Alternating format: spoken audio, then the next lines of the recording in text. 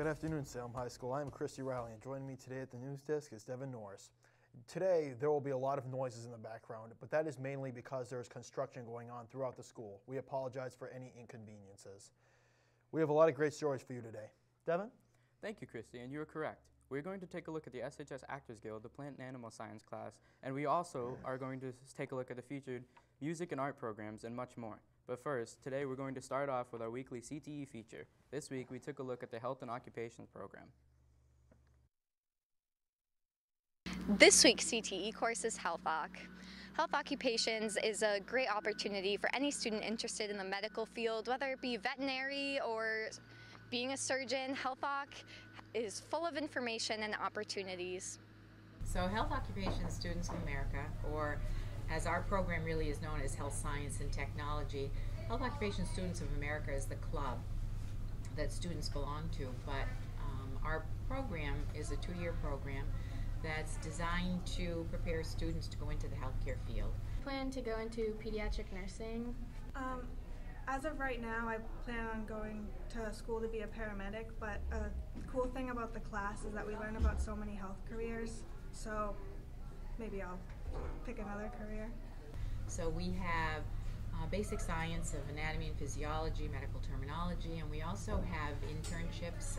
Students can become EMTs. They also can become LNAs, or nursing assistants, as part of our program within the 2-year period. So it's a very academic course, but it also offers a lot of skills and community internships and licensing opportunities like the EMT program or the nursing assistant program. And then they have the LNA, Allied Health program, as well as the EMT, and I run the Allied Health program where we put students out into the community, whether it be here in Salem or if they're sending school, because we do have sending school students that come from Timberlane and from Wyndham. And if they're from a sending school, then they can go to an internship in their specific area or their specific community. They don't have to come over to Salem. We learn a lot of med terms, anatomy and physiology, history of healthcare, and that just also helps with the baseline to build off of. We learn all stuff like med terms and the history of healthcare, and we're going to go into anatomy and physiology next semester, I think. So it's all going to help us in the long run. So whether they're looking for a radiology technician or veterinary or dentistry or PA or pediatrician, we help them and assist them to put them into the community so that they can get 60 clinical hours. They don't receive a certificate for that, but it goes in as internship hours that they can put on their resume, and some schools want them to have hours of internship before applying for certain programs. So it assists them in that way.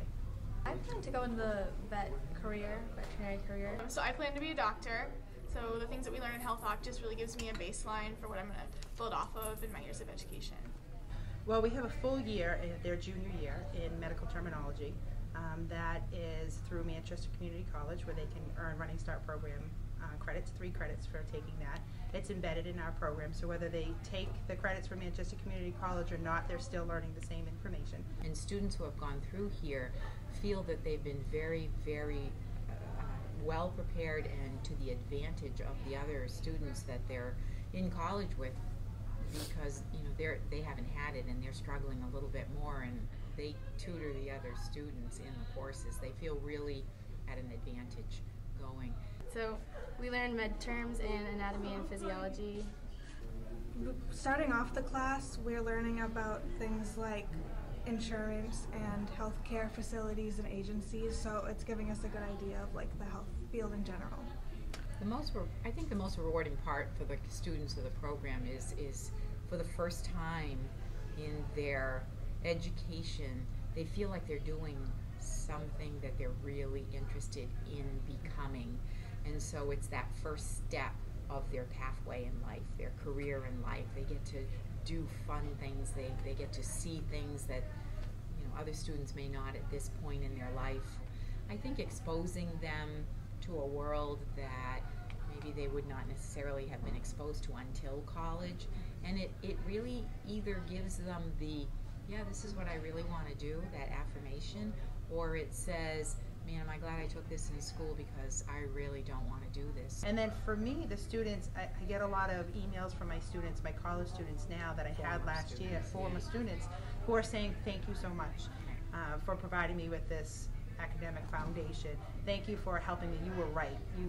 It is a lot easier. You said that it was going to be harder, and I'm not struggling in one of my classes because of the previous education that I've had. You don't all have to be these 4.0 top of the class kids to be in the program or to be a healthcare professional.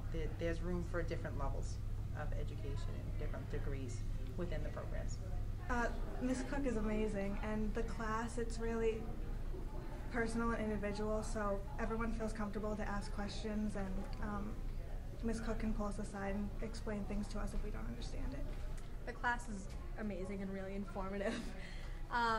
The teachers are great. I only have Miss Cook right now, but I'm sure Miss Parent's great also. The class is great. We learn a lot of stuff, and the teachers are really helpful. Miss Cook is always fun, and she helps us out a lot. The class is really awesome. We all love it. We're all really comfortable with each other, and Miss Cook makes that a lot easier, and she's just a really awesome person.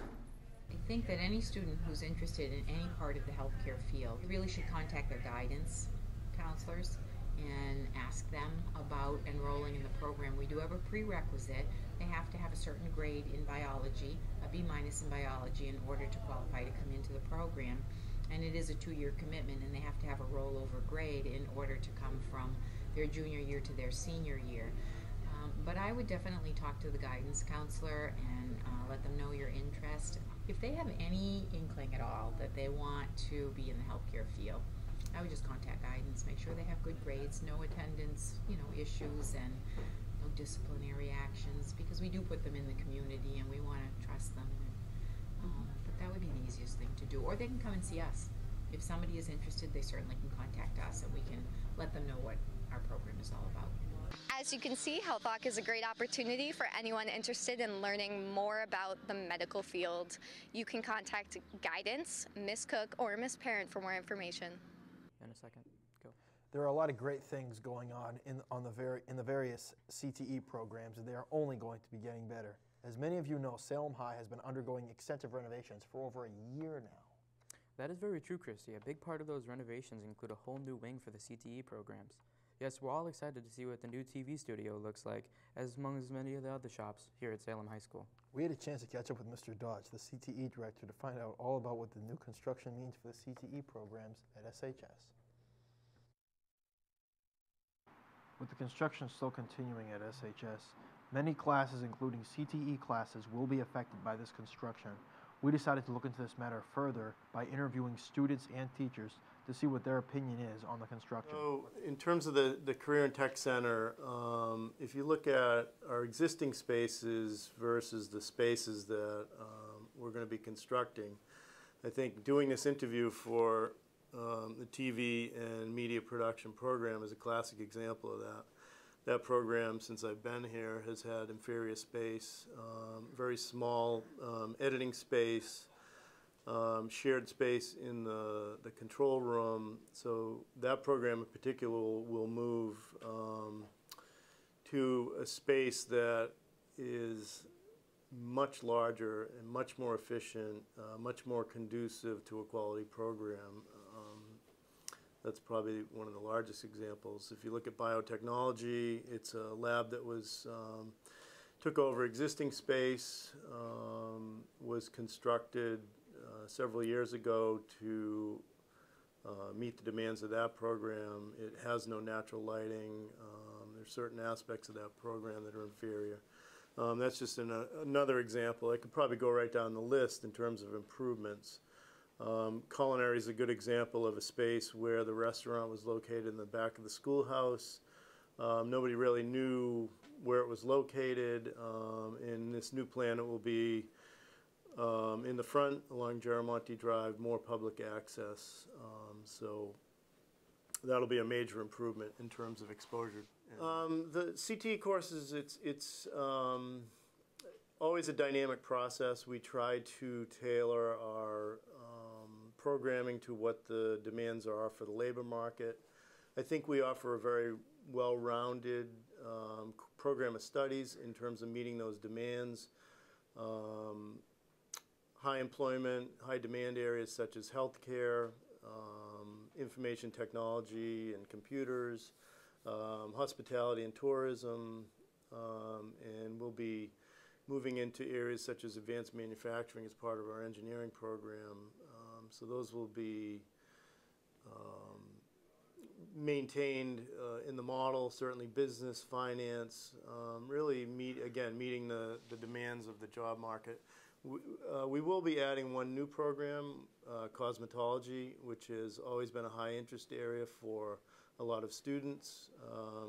Pinkerton Academy, one of our regional partners, added that program several years ago, and demand is such that we can only offer limited seating to Salem students, so we anticipate that will fill up quickly once it's online, and that's scheduled to open in the fall of 2018. In terms of, certainly there'll be some minor disruptions to programs.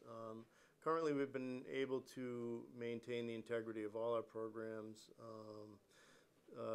Marketing comes to mind this year, where because of demolition and construction this year, we didn't have the Blue Devil Cafe, but we found a space off of the cafeteria, which we'll adapt to, as well as sharing space with culinary arts, so that students continue to get a quality experience in there. Next year we'll find temporary spaces for a few programs. Some will be, for several months. Some could be as many as a year. Programs that come to mind are computer software and media applications. As that new space is being constructed as part of Phase 5, that will be relocated to a temporary space. And we're confident that we can maintain the integrity of that programming as well. TV is another program which will get moved for next year to a temporary space. And again, we'll be able to still provide the curriculum and sort of keeping our eyes on the prize in terms of just the caliber of the space that will be coming online in the following school year. So, the construction, as someone who's really deeply involved in that process, along with Principal Collier, we are constantly meeting and working with architects, with project managers, with Harvey Construction, to make important decisions about the process, as well as the logistics of really, if you look at it, we're really keeping the airplane in flight as we're working on it. So that presents certain challenges. I think it's been an outstanding team effort by all parties. And I think when all is said and done, it'll be nothing short of remarkable what we've accomplished here. It's really about good communication, and that is communication amongst all the parties, communication with parents, communication with the community. And I have to say, everybody has been really good and patient, certainly disruption to students, to teachers. I mean, it's kind of bad. There's no floor, there's no ceiling, the ceilings leak. It's really disturbing, like during class, like when it just, like right now, you all can the probably hear it. classes are so cold. There's like no heat at all, so I'm not liking it at all. Absolutely. Certainly, there's no substitution for quality teaching, but a Class A facility can really lend itself to improving on the good things that we already do here. We have outstanding CTE programs, we have outstanding CTE instructors, and if you add in a really high quality facility as part of that, it's only going to improve the experience for students and for Salem High School. I have seen the new spaces. As I mentioned, I'm very closely connected. I'm basically, if not every week, every other week, I'm out viewing the construction. Yeah, it's kind of bumming. I really wanted to see them. It looks really cool in the pictures. Seeing the progress and just watching the transformation from coming out of the ground to bricks and mortar to putting the finishing touches on the spaces, and it's absolutely gorgeous what's been accomplished. If you look at the new gyms that have come online, new cafeteria space. Soon we'll have the new lobby in the arts and athletic wing, the band and choral rooms. They're looking great, and not too long from now we'll have new office spaces, we'll have the auditorium online, and I think people are just going to be blown away at what it looks like and the quality of the construction and the design that Fellow reporters Brendan and May sat down with Mr. Boujol as well as some of the other students involved in Actors Guild to talk about the influences the program has had on them, as well as what the construction has had to do with them as well. It will be interesting to see what they have to say. Let's check it out.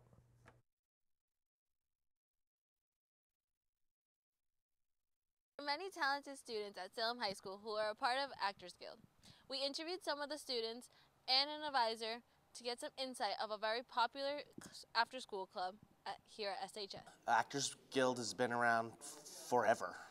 I've been the advisor director for Actors Guild since 2009. Many clubs and classes have been affected by the construction.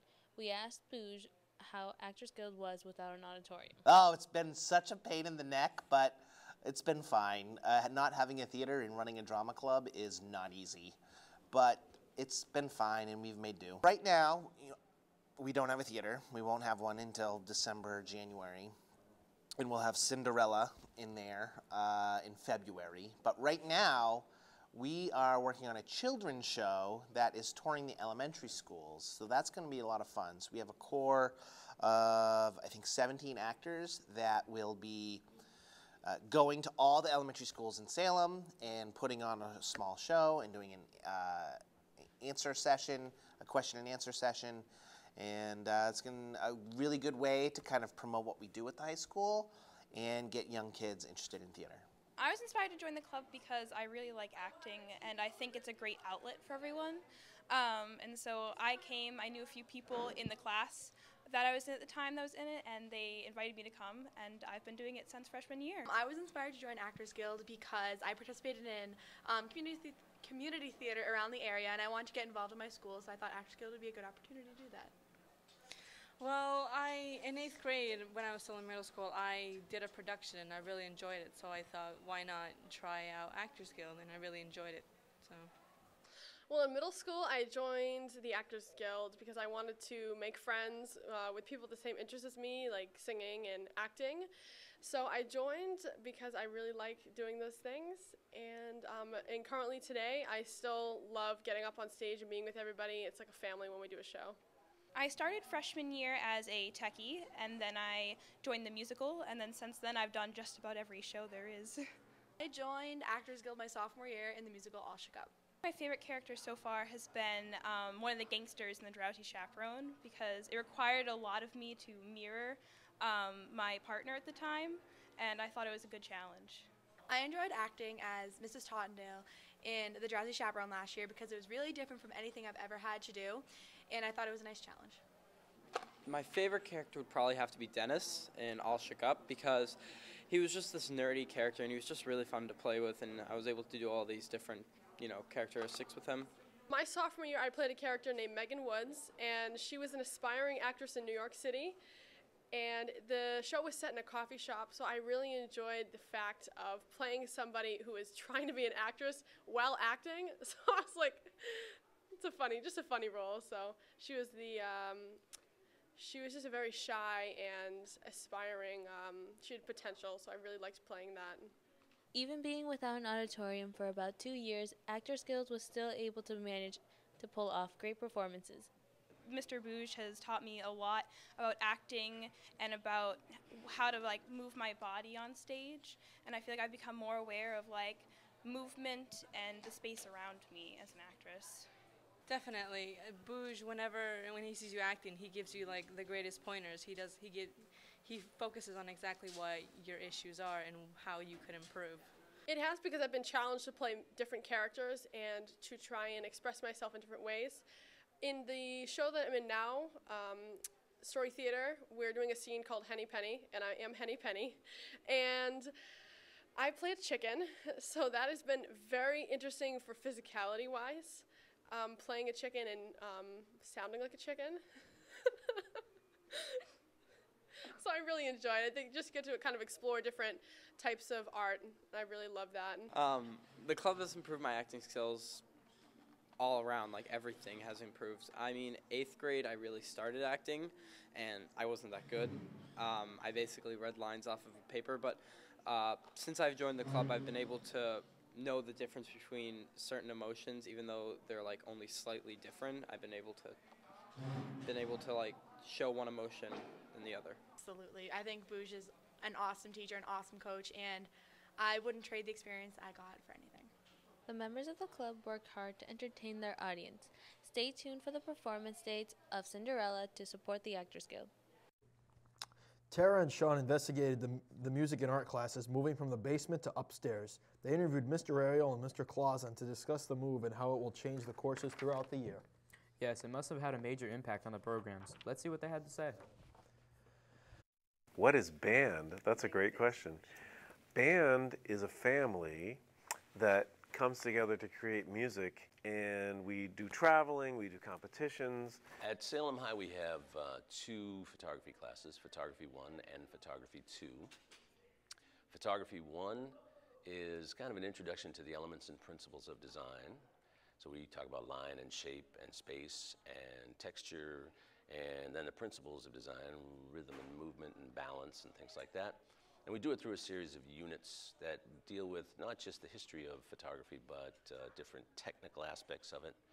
And then we go out and we do some projects based on those things. Oh, sure. Well, in any art form, or actually in anything, not even art, you have to master certain skills. So we learn musical skills on the instrument that we're playing, and then there's also general music knowledge that we have to apply to create music. Otherwise, it's just like computers playing music. Well, this unit that we're working on right now in Photo 1 is called Landscape Photography, and we studied a couple of different photographers. We looked at Ansel Adams, the great Ansel Adams, who has done these magnificent black and white images from the Great West in California. And then we took a look at Elliot Porter, who was really the first great color photographer. Okay, event-wise, we are right in the middle of the busiest season of the year for us. This is the competition season. So we go to all the football games, and then we're also competing. Last weekend we were up in South Berwick, Maine. This weekend we have our own show. It's called the Salem Invitational Band Show. There's 16 bands coming to this show. Next weekend we've got the home game versus Londonderry. We're having a big pizza party with them. And then Saturday we have a competition in Wakefield, Massachusetts. We do that competition, then we leave from that competition and go to Dover, New Hampshire, and we play in a show up in Dover. Yeah, every year the Salem School District puts on a district-wide art show at the end of May, and we have it at the Kelly Library, and it's up for a week. And it's art from all the different levels. So we have elementary school art, middle school art, high school art.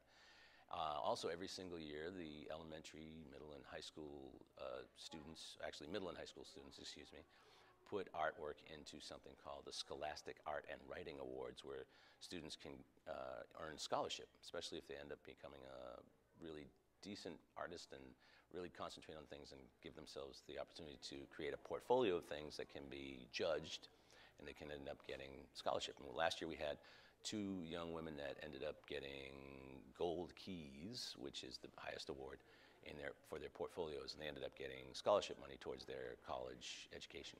Gianna Vittorioso and Ryan Bradley took a look at all the plant and animal science class has to offer. They got a chance to talk with Miss Tobin, the teacher, and got a couple interviews with the students. Let's take a look.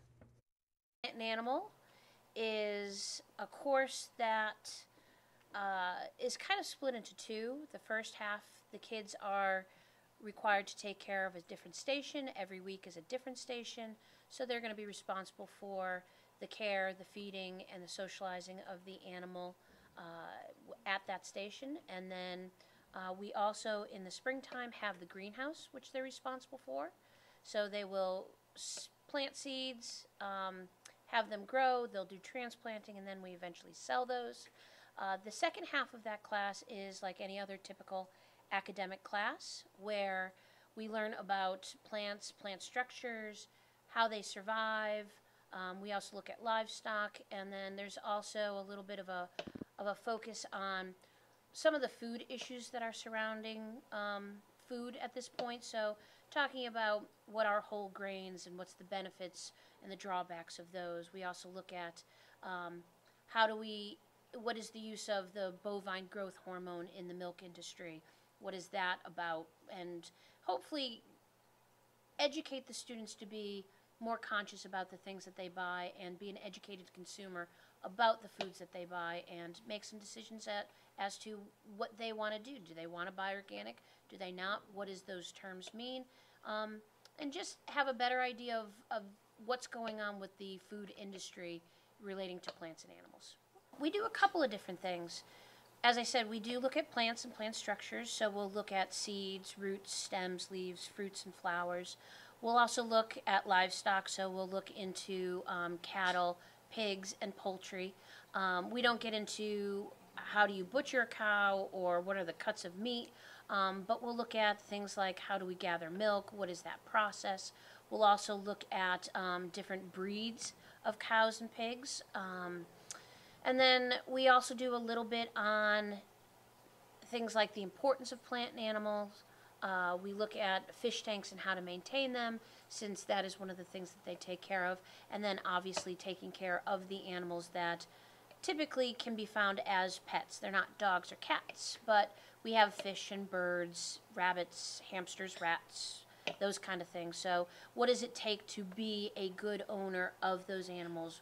What is cleaning like? What is, what should you look at for the overall health of the animal, behavior?